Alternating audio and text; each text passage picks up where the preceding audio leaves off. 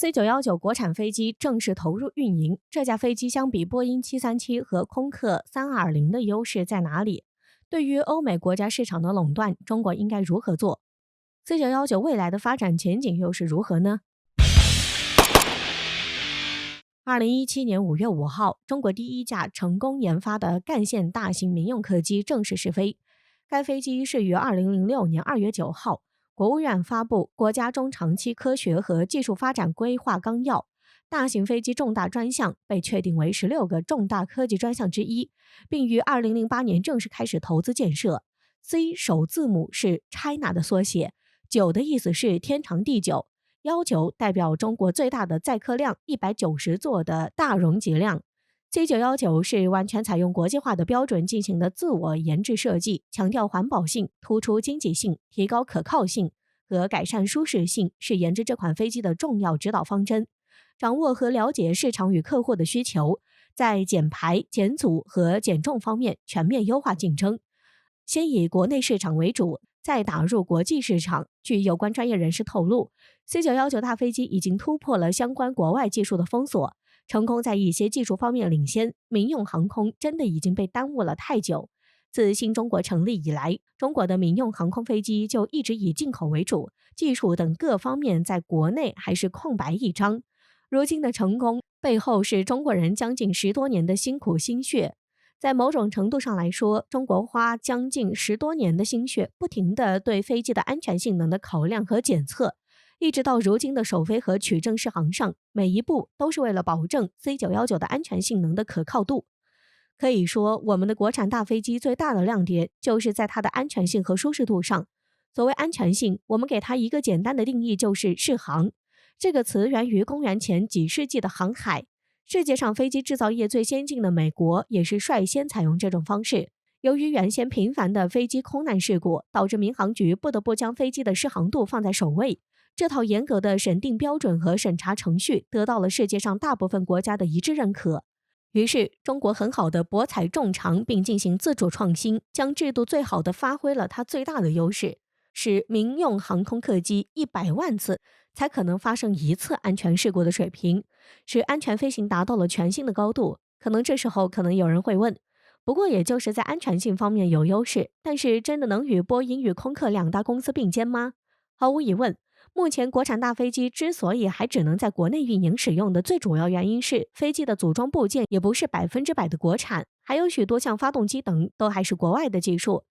但是这并不意味着我们不可以生产出自己的发动机，我们也可以借鉴他们的技术，生产出我们自己的东西。在研究创新方面，我们一直都对中国是抱有信心的，但是我们必须得承认，国产飞机在整体性能上来讲，与美国的波音和欧洲的空客之间还是存在着很大的差距。大家都知道，波音737和波音747都是波音公司著名的产品。国产 C919在民航客机体系上跟波音737相似，都是属于中短程载体客机，而747是属于远程的，两者在载客容量和技术问题上也是大不相同。国产 C919与波音737在设计上不相上下，但是波音737毕竟在国际市场上也混了很多年，也有许多的老客户和经验。C919在性能上基本保持与波音737的同步，也有很多技术和科技是波音也无法逾越的地方。再来看看 C919与空客320的相比较，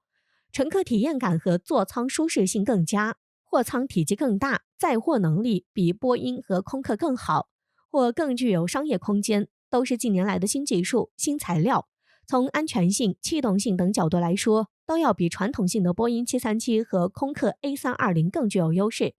对空客 A320 来说更节能，噪音隔绝能力也更优秀，视野设计比同类型的宽，更能保障行驶安全。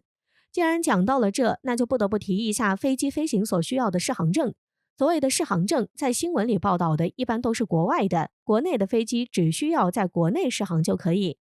适航证的颁发一般是代表着飞机是一种安全可用的一种状态，但是国产飞机想要走进国际市场，那就不得不经过美国和一些欧洲国家的同意才行。他们所颁发的适航证基本上在全球通用，而中国的适航证仅适合在国内使用。由于受到美国适航证的限制，所以中国国产飞机走向国际市场一直受到阻碍。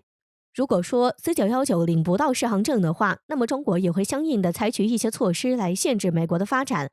或者50多年后，中国拥有的民航客机数在一定程度上将超过美国，成为最大的民航客机拥有国。中国的民航局在国际上的地位不亚于美国的民航局，但是目前对于中国来说 ，C919的使用要在客观上保证其安全性。那么对于这种现状，中国真的只能够坐以待毙吗？答案当然不是这样。中国自古以来就不是一个坐以待毙的国家，美国的那点小心思中国也懂，所以绝对不会让其他国家抓住我们的软肋。想要打破垄断，唯有自主创新。全球科技与经济的迅速发展之下，特别是近年来中国的飞速发展，让美国等西方国家有所忌惮。我国也顺势搭上了顺风车，早已摆脱了以往的欧美垄断市场的现状。中国是世界上最大最重要的采购市场，据估计未来10年，中国都会是全球飞机采购国的1/4。如果美国逼急了中国想要垄断的话，那可能就会失去全球的领导地位。说到未来，就自然而然的会想到 C919的发展前景。C919采用的是先进的气动布局和超灵敏机翼等的设计，放在10年后也一样会是佼佼者。更关键的是 ，C919采用的是大量的复合材料。必须指出的是，在106架机试飞的同时 ，C919各项验证试验已经全面铺开，正常控制率、临界冰行、模拟结冰防冰试验、全机静力试验等试验项目顺利进行。C919是一个重要的里程碑式的项目，中国的商家将与波音和空客形成3足鼎立。C919在造价上比空客、波音等同类型的客机要便宜不少，机身还比同类客机要低。C919的各项展开试验已经铺开，正常控制率和模拟结冰防冰等试验一直都是在顺利的进行。中国作为世界上第2大的经济体国家，始终把民用航空的利益放在首要位置。近年来，中国一直强调自主创新还有核心竞争力，一直以来进军国际市场是中国的一个阻碍。近年来，随着“一带一路”海上丝绸之路的发展，中国国产飞机的市场也逐步走出国门，也逐步被人们所认可。事实上，中国人民都非常坚信自己国家的东西，凭借其高性价比的优势，一定可以走出国门，被大家所熟知，被大家所知道。C919的国产飞机集中力量地体现了我国的社会主义制度集中办大事儿的优势，也有利于以后进入国际市场有着巨大的竞争优势。所以，中国的国产大飞机迟早会进入到国际市场。任何想要阻止中国的国产飞机的行为都是不可取的，都是徒劳的。